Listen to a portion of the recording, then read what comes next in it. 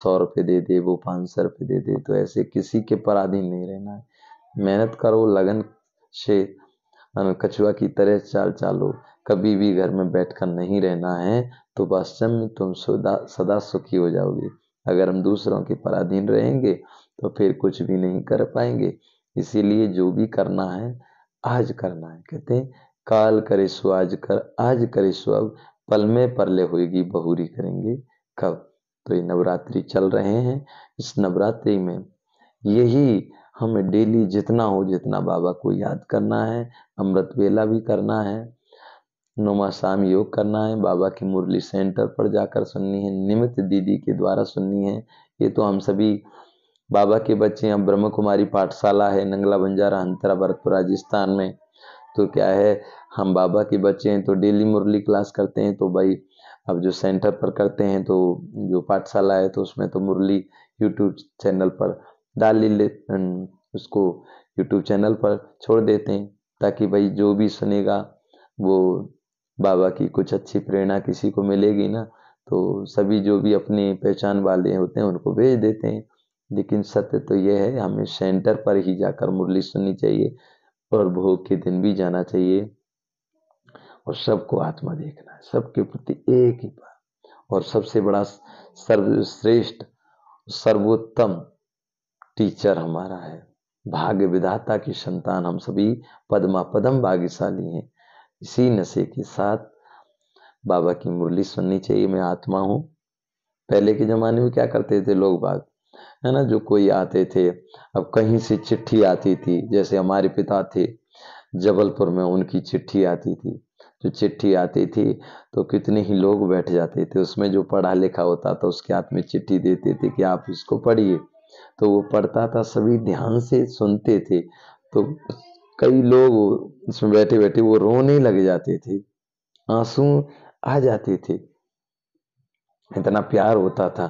मना है चिट्ठी पढ़ रहे हैं, लेकिन वो सब भूल जाते थे कि चिट्ठी कौन पढ़ रहा है। लेकिन वही याद आता था कि कितना गम और कितनी प्यार से उसने चिट्ठी लिखी है और क्या क्या लिखा है, सबके प्रति प्यार ना। तो वो चिट्ठी को देख कर के सभी सुनते थे बैठकर। ऐसे ही शिव बाबा की चिट्ठी, जो बाबा की मुरली है, चारों तरफ से बैठ करके बाबा की याद में बाबा की मुरली इस तरीके से सुने कि बाबा हमको सुना रहा है। ये शरीर, ये भाई जो सुना रहा है ना, ये तो शरीर मायक है, इस मायक के द्वारा से बाबा सुना रहा है। ये तो चिट्ठी है, बाबा की मुरली है, ये भाई पढ़ के सुना रहा है। बाकी बोल कौन रहा है, शिव बाबा बोल रहा है।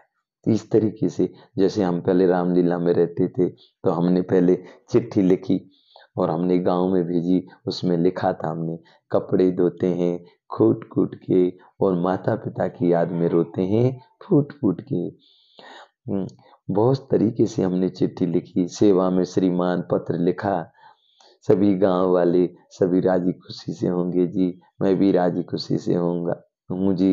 मैं विनती करता हूँ, मैं यहाँ पर रामलीला में, मुझे घर पर नहीं जाने दे रहे, मुझे बहुत दिन हो गए हैं। मुझे माता पिता की याद आती है, मुझे गांव की याद आती है, मुझे सभी दोस्त याद आते हैं, मुझे फूफा याद आते हैं, मुझे बुआ याद आते हैं। इस तरीके से मैंने वो पत्र लिखा। गांव में जब पत्र आया तो हमारे फूफा जी ने पढ़ा, सभी गांव वालों ने वो पत्र सुना, तो सभी की आंखों से आंसू आए और कहा अरे वो बच्चा कितना दुखी है, परेशान है, कितने दिन हो गए उसको, जल्दी से जाओ। तो हमारे फूफा जी आए और रामलीला में, वहाँ जहाँ पर रामलीला चल रही थी वहाँ पर पहुँचकर मुझको लेकर आए। तो ऐसे ही परमात्मा शिव बाबा हमको मुरली के द्वारा ज्ञान सुना रहे हैं और कह रहे हैं बच्चे अब चलो अपने घर। तो हम इतने दिन से भगवान को बुला रहे थे, तो भगवान हम सभी को वो पत्र, ये मुरली हमको सुना रहे हैं। ये मुरली ही क्या है, ये पत्र है, भगवान की चिट्ठी है, भगवान के समाचार पत्र हैं। तो इन मुरली में स्वयं को आत्मा समझ के कि मेरा जन्म जन्म का साथी प्यारा शिव बाबा क्या सुना रहा है, इस तरीके से मुरली सुननी चाहिए। सेंटर पर जाके सुनो, मुरली कभी भी मिस नहीं करो। कोई भी आपको, कोई मिल भी गया और आपको कह रहा है बैठ जाइए, समझिए सबसे बड़ा दुश्मन कौन है आपका, जो आपको कह रहा है अरे डेली तो सुनने तो आज नहीं सुनोगे तो क्या होगा? अरे ऑनलाइन के द्वारा सुन लेना सेंटर पर क्या, और इस सेंटर पर जाओगे सुन, सेंटर पर जाके मुरली सुनना है, क्योंकि सेंटर पर वाइब्रेशन अलग होते हैं, क्योंकि भगवान की दृष्टि डायरेक्ट पड़ती है। क्योंकि देखो, कहते हैं ना, किसी के घर बार बार जाएंगे तो वैल्यूएशन कम होगी, इज्जत कम होती है, लेकिन भगवान के घर जाने पर इज्जत घटती नहीं है, इज्जत बढ़ती है। इसीलिए सेंटर का ही वाइब्रेशन, तो सेंटर पर जाके मुरली सुननी चाहिए, क्योंकि ज्ञान का कलश किसको दिया है? माता बहनों को।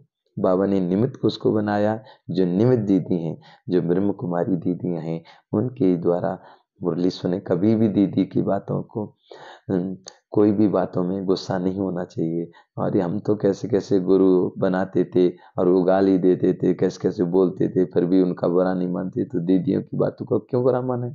सब हमारी दीदी हैं, सब अच्छी हैं, कोई भी गलत नहीं है। उन्होंने कितना बड़ा त्याग किया है, ऐसे सब थोड़ी कर सकते हैं। देखो कितनी सवेरे पहले खड़ी होती हैं हमारी दीदियाँ, खड़ी होकर के बाबा का भोग बनाती हैं, सवेरे अमृत वेला करते हैं, है ना, मुरली सुनाती हैं, और सबकी सेवा भी, मना जो कोई आते हैं नई भाई बहन, उनको कोर्स कराती हैं। मना हमारी दीदियाँ पूरे दिन ही बिजी रहती हैं, 2-4 घंटा दोपहर में आराम करती हैं। ऐसी दीदियों के प्रति कभी भी स्वप्न में भी किसी के भी प्रति घृणा नफरत नहीं होनी चाहिए। ये हमारी साक्षात चैतन्य में देवी हैं। ये चैतन्य में जो मूर्ति है वो तो जड़ है, लेकिन ये साक्षात देवी हैं।